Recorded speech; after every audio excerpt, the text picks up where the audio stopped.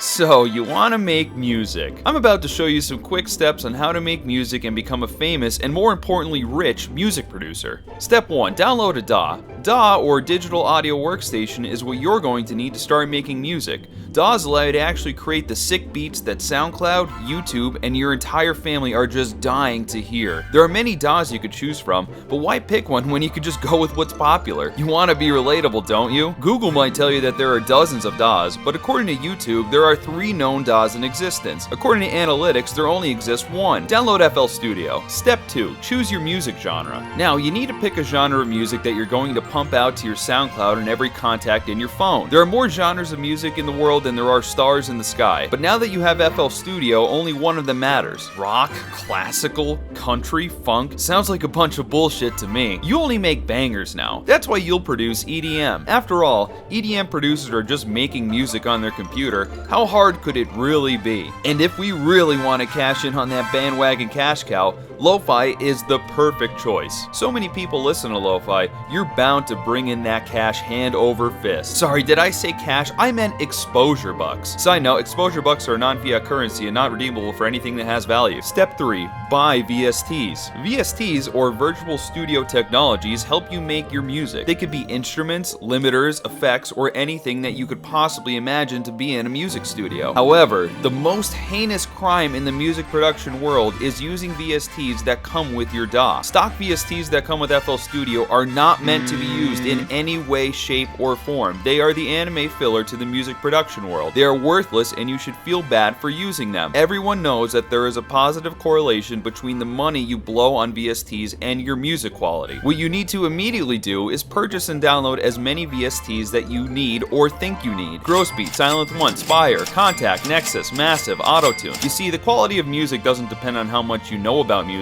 it depends on how much you spend on music. Great, now with all these VSTs, there's no possible way that you can make anything but a banger. They have to cost all that money for something, right? Step 4. Buy hardware. Now you might be thinking to yourself, Matt, we sure are spending a lot of money, and I haven't made any music yet, and I don't have any money coming in. Now it's time to buy your hardware. Here's just a few things you absolutely need. MIDI players, studio monitors, monitor speakers, microphone, headphones, audio interface, cables, and extra computer monitor. Again, just like needlessly expensive VSTs, expensive hardware will make you a music god. Step 5, it's time to make your music. Finally, what you've all come for. You've got your DAW, your music genre picked out, your VSTs, and your hardware, and we've only spent around $5,000. Wow, talk about a deal. Now time to boot up that FLstudio and get to work. Instead of doing boring stuff like learning music theory or listening to anyone telling you to study music, just start making what you think are chords and what you think is a key. Use those little lines to line up your drum beats, and there you go. Remember, you have all those expensive VSTs and all that fresh new expensive hardware. Just throw all of that at your extreme lack of understanding of music and complete absence of any idea of what makes it sound good. Fantastic. Looks like you're done. Let's hear that track, Mr. Producer.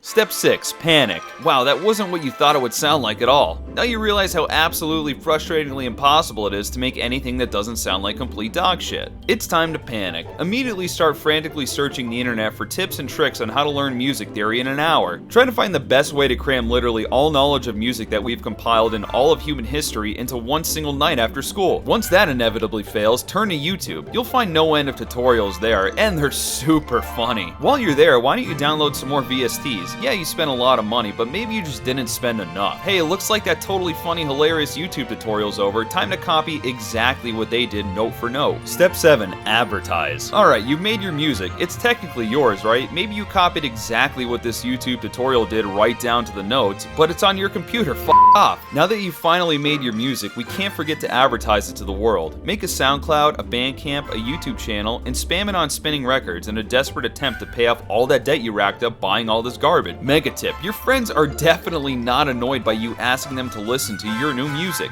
They will absolutely go directly to your SoundCloud link and listen to your song in full and tell you how awesome it is. This extends to your family, relatives, and literally the rest of the world. Step 8. Cash out. Sure, you wanted to make music, but what you really wanted to make was money. Once I figure out how to do that, I'll let you know.